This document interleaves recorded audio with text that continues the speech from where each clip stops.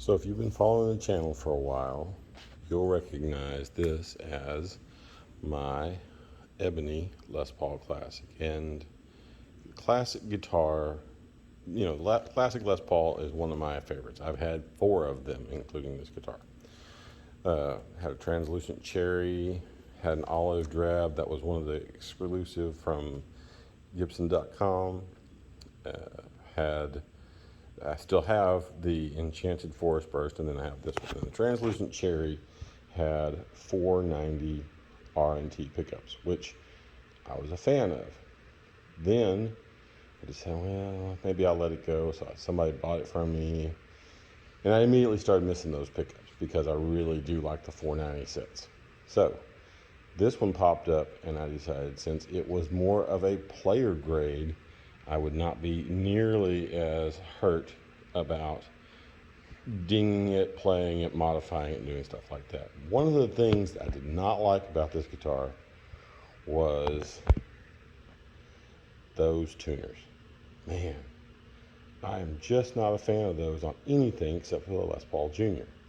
And you can see, like I say, this guitar has a little bubble here in the lacquer and stuff like that. There's little things about this guitar that made it where, oh, you know what, this is just more akin to something you could just beat on. It's got a couple of chips across the body and stuff like that. So this guitar is my project guitar. Things I would not do to the other ones, or ones that Gibson did to them, I'm going to be doing to this one. And the first thing I'm going to get rid of and change on this guitar, and maybe that'll be the only thing, I really don't know, but it's these tuners, because I'm annoyed by them. Now, they are Gibson Deluxe tuners, and don't let the name fool you, they are just regular old deluxe tuners. Now, these Gibson Deluxes, I thought Gibson Deluxe, because of the way they looked, were the same as Clusen Deluxe. See the similarities? But they're not. They're not the same at all. They have a completely different shaft. The shaft on the Gibson Deluxes is a bigger shaft than, or is a smaller shaft, or something like that. Because they use a little piece right here. This washer is not just a washer; it's actually a part that goes down in there. And them doing that means that you just can't take a Clusen Deluxe and put it in there, because the hole is bigger than the actual shaft. So because Clusens just don't have that deal, they're just hung in place, it's not exactly the same. Now, what I discovered after getting those in was that the Gibson Deluxes have a different setup, and so when looking around, I discovered these guys, and I was curious. They're locking, they're special gear ratios for each key. So the question then becomes, what are they like? How cool are they? How functional are they? And at the end of the day, how do they work? So this video is about this one getting a headstock makeover in the form of new tuners, and then we're also going to condition the fretboard and possibly polish the body. Not really sure how I'm going to do that, or if I'm going to do that, but it's a player grade guitar, so maybe just do the tuners. Not really sure. But at the end of the day, tuners, fretboard condition, 1, 2, 3, here we go. In the first few seconds after I said that, something happened, and of course, now we're going to get new strings, so we might as well go ahead and do some work on the polishing of the body. Anyway, but here is the high E string, and it broke as soon as I started loosening the actual string. So this string was going to break whether we did anything or not, I'm glad it broke on when we were taking it apart to do the tuners, because now it gives me a chance to put new strings on. So it sounds to me like I'm gonna get a set of elixirs put on this one. Fun, fun, fun. And the birds are loud today. It is summertime in Texas, and we are already into the triple digits. But right this minute, what I'm doing is trying to get this string off without the remains of this string off without trying to give myself a blood test. So what I discovered while taking this apart was that these washers or shaft, whatever they're called, are 10 millimeter. Standard 10 millimeter, fits right over the top of it. So if you're looking to take these apart, you can start off by getting yourself a 10 millimeter with a quarter drive ratchet to be able to do that. Or if you got a 10 millimeter wrench of some sort, that will work. So just in case somebody's not familiar with this is a quarter drive, 10 millimeter deep socket, and it's pretty easy to push the little button, it drops that off. Now I've already gone through and loosened these a little bit, so I can go ahead and take the actual socket and unscrew it by hand.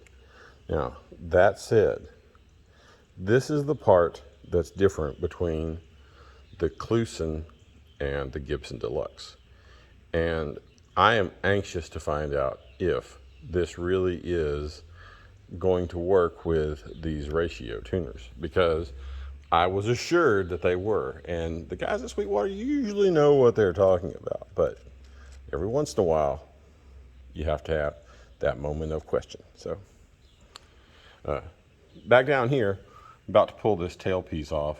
Of course, like I say, we broke the E string as soon as we started loosening it. So possibly the nut needs a little lube, possibly the string was defective from the factory. I don't really have a good answer for that, but what we're going to replace it with is a set of Diodarios. Now, originally I was going to put the elixirs on there, but I've got elixirs on other guitars, and I was really curious about whether or not what these sound like and how they do. Other people swear by them, so I'm curious. So we're going with them this time. So here's the top pieces all laid out in headstock order, left and right. Now, this is our bridge, of course, and it has no special markings on it or anything, but it is pretty decent weight. This seems like a pretty heavy version of tailpiece, or the stop bar tailpiece. So this one does not have any marking on it as well, but it is a black version. So like I say, doesn't have any kind of API branding or anything like that on there. So these are the little pieces that will go back on with new strings. But like I said, I just wanted to kind of show you. This one looks like it's been done a little bit in the past, and so this is the high E string. So it makes me feel like maybe they've been doing something, cutting that or doing something with it, and because you can see these are all grooved without that, and then right there you can see that they've had some kind of dug in, or maybe they had to recut them. But the bottom line is that's the pieces that were on the headstock and the front of the guitar. These are the front pieces from the guitar laid out. Now these are just held on with screws, and a small screwdriver will do that. You can use any kind of small screwdriver. It doesn't have to be a big screwdriver, or, like I said, you don't have to have a long shaft or a short shaft or anything like that. Any kind of fine point screwdriver, which is like a, what is it, number 3? Is that how? I can't remember if it goes bigger as you get, I think if you go, whatever. Number 2 is a standard Phillips head screwdriver. So I think 1 is the finer, and then 3 and 4 are the bigger ones. But anyway, no matter how you look at it, just a regular fine point Phillips head screwdriver will get these guys off. So here they all are side by side. So you have a good comparison of what exactly goes on with these tuners. Now, so on the front of the headstock, you'll see this and this. You'll see the black shaft, insert, and then the actual face. On the ratios, you will see something similar. Now, this right here, and that is what we'll be showing. But on the Gibson Deluxe, it has a different mounting system. It has the insert, which you can put in there, but the thing about that is, this is loose in here. And that's why these don't work on a normal deal, unless you're okay with it being loose. But the problem is, I don't want it to be loose. I would have been okay with it, but also there's no washer or push down to hold it in place. So because of that, that's why I opted for getting the ratio tuners, because these guys, as seemingly good as they are, just won't work on this particular setup and be fully 100% functional as I'd like them to be.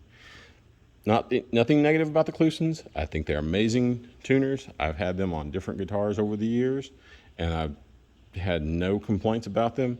But in this application, these guys are the ones that I think are going to be the choice for this. Also, this right here does screw in there. So I think I'm going to try to use the black ones to maintain that black and silver appearance on the actual front of the guitar, because it just looked cool.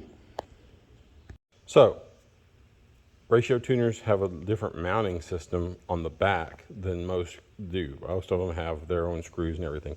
These happen to have a base plate that matches the whole setup, and with that in mind, each one, now these screws are the same ones that came out of the screws that were on the Gibson Deluxe tuners. Now, what you need to know is that they have different ones for different applications. So, pardon me while I drop that. You can see that there's for a different one, probably a Fender. And then this is for Yamaha or something else, I'm not really sure. Possibly an acoustic guitar application. But the bottom line is that these setup are on there. Now, you kind of got to know which direction, because there's these little studs that stick out a little bit right here, and they line up to go into these little holes. So those studs, you have to know which direction to mount that. And the way you kind of know that is you look at the number on the back. See if I can get it to focus on it. And this one is a 5, which is the A string. Now, in standard tuning, they do it 1, 2, 3, 4, 5, 6. So with that in mind, you know when you look at the number, you line it up to where it's sticking out. And then since we had Gibson Deluxe tuners on here that had the same mounting style, now we can just use it. Also, these probably also could be used for replacing Grovers. So instead of having to have 2 different ones, you just have that one. So anyway, just a note of interest when it comes to how they're put together. So it kind of goes without saying that when you're installing these, make sure that the screws go in, but don't tighten them so tight that you strip it out. Wood is easy to strip out, and even manufacturers on a regular basis tighten them down too tight. Now, in looking at the different type of tuners, I discovered that, or the different ones, because each of these are supposed to be a different ratio, right? So, hence the name ratio. So what I discovered was taking this one and putting it in here, they are designed where certain ones fit on one side, certain ones fit on the other side, and all the mounting brackets have it with this going towards the top of the headstock. So what you get is a uniform deal, uniform appearance and installation process, so that it's probably a little bit faster. I double checked every single one of them because I was paranoid. It's my first time doing it. So just a heads up. So as it turned out, I am able to use the same pieces that came off the Gibson Deluxes to install the ratios. With that in mind, it's just a matter of taking them, pushing it down a little bit while installing it, and then just tightening it down. So the process yields a very similar appearance to the Gibson Deluxes that they are based on.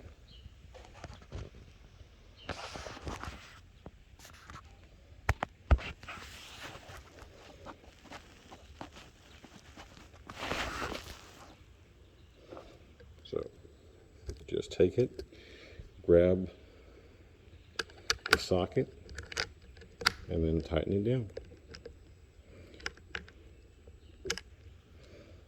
And you get the same appearance that the Gibson Deluxes had at the very beginning of this process. So, pretty neat. So here they are, fully installed with or at least installed without being strung up on the front. And as you can tell, there's a little bit of motion, but there also was on the Gibsons. So that's actually within tolerance, from my opinion. Now, that said, they are stiff. So I'll be really interested to see how these guys turn and everything as they work, because each ratio, or each tuner has a different ratio to it. With that in mind, could be an interesting moment. But at the end of the day, they look so much better than those little white buttons that were on it from the factory, or at least from the Gibson mod shop. And as much as I do think the Gibson mod shop does right, they love to put those, special not special, but junior knobs on everything. And I just, anyway, bottom line, at the end of the day, this is what I wanted it to look like, and now it does. So, time to do some conditioning of the fretboard. So we're getting close to the finish line here. The fretboard looks so much better after some conditioning. It is no longer looking dry. It looks like an actual fretboard is supposed to. Did get the polish done on the body. It's not as clean as it could be because it is absolutely a VOS style treatment, and I didn't put enough effort into it. This I had to be real careful about. When I was doing the cleaning, a little tiny bit of the red from the rhythm part had rubbed off on the rag, so that was kind of crazy. But overall, fretboard looks good. Tuners look great. Time to string it up. So another huge benefit to these tuners is they are locking tuners. So it makes it so much easier to be able to feed one through, tighten it down, and then crank away. Crank process is easier. I will say this, it feels weird to have different ratios for each of the tuners, because like this high E string was a completely different feel than the B string. So be back shortly with more. So again, it is a really odd sensation to have different ratios for each tuner. It kind of throws you off at first, but then eventually you just kind of get used to the idea that that's how it's going to be. And of course, Diodato strings look like Diodato strings. They're great, but I'm really anxious to hear what they sound like on this guitar. So time to tune it up and It is. Now, the locking tuners, flawless, absolutely 100%, completely the star of this show, of course, but also they made it so easy and they really do fit really well. And I did check to make sure before I put these Gibson ones back on. But when I put the other one that was the actual part that goes to this, which is like this, they are the exact same. So it has the same, just a tiny bit of wobble when it's in there. So maybe not the tightest of all fits, but certainly not bad and certainly not enough to worry about. And there you go. All tuned up and ready to play. So let's see what this sounds like. I'm really anxious. The tuning was absolutely flawless, so easy. I have nothing but love for these already. I can't wait to see how their tuning stability goes. So I'll tell you what I'm going to do. I'm going to actually give this a couple of days of playing before I do a sound demonstration, because I really want to find out how these tuners stay tuned and get these strings stretched out and everything like that, because this really does just look so good and so much better than this sticking out the side. I mean, just that's a night and day look for me. I am not, if you like the way the little buttons look, that's your thing, but I'm a tulip slash kidney bean deal, and the little plastic knobs just don't do it for me. All right, so I'll be back in a couple of days with some information on how these have stayed in tune. So here we are a couple of days later, and strings are still stretching out just a little bit, but I'm not going to hold that against the tuners. I'm not going to hold that against anything else. The Diodarios sound great. So the actual appearance of the headstock and everything is so much better than it was before. And these guys really do feel so much better than the little juniors that were on there. It's an absolute night and day difference between the two. I would absolutely recommend these for honestly anything. I mean, if you're building a parts guitar or something, these ratio tuners really are pretty spectacular units. Now, this guitar, again, it's kind of a beater guitar. You notice the little chip here and little things like that are all over this guitar. It's still not polished to a perfect sheen, though you can see that it does reflect the light very well. So anyway, just Diodarios with the ratio tuners.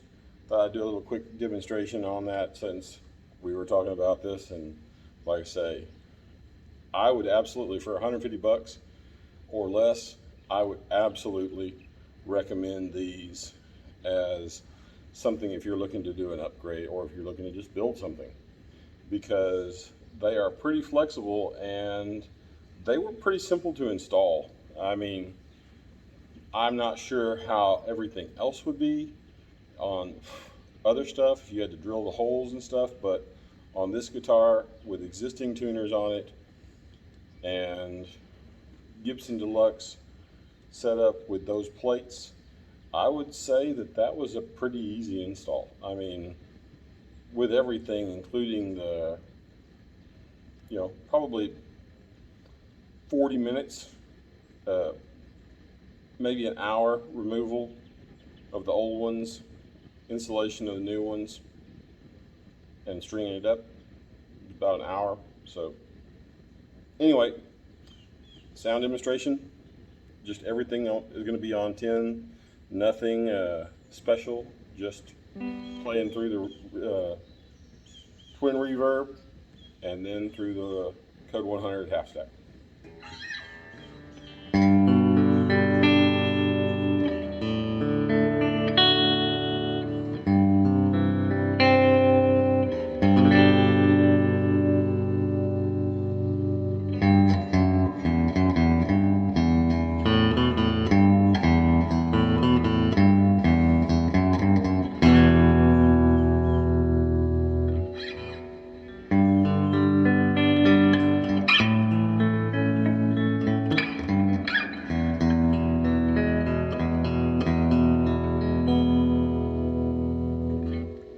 And the neck.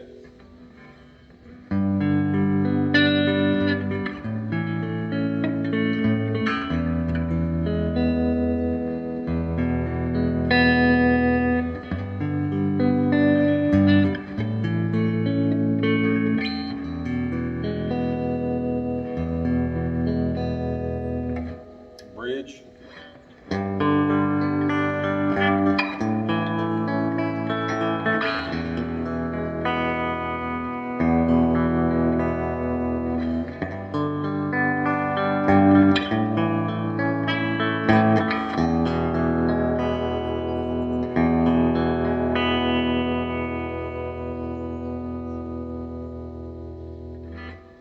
Now let's throw some dirt on it.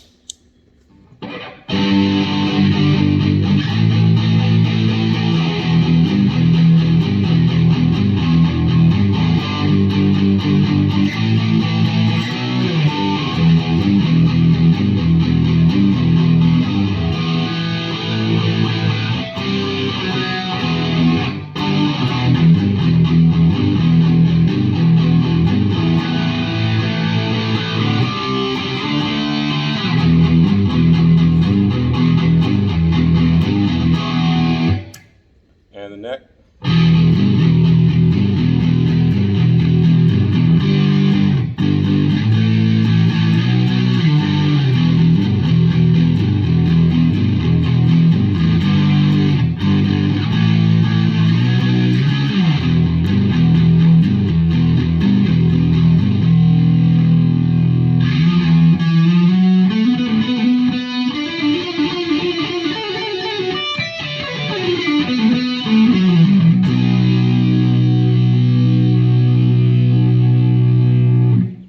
And back to the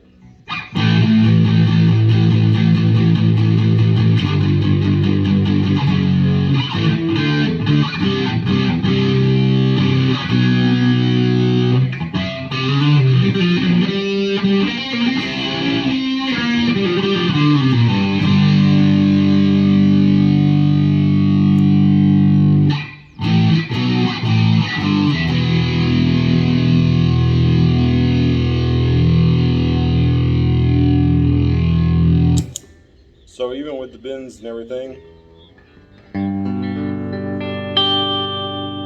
it's still in tune.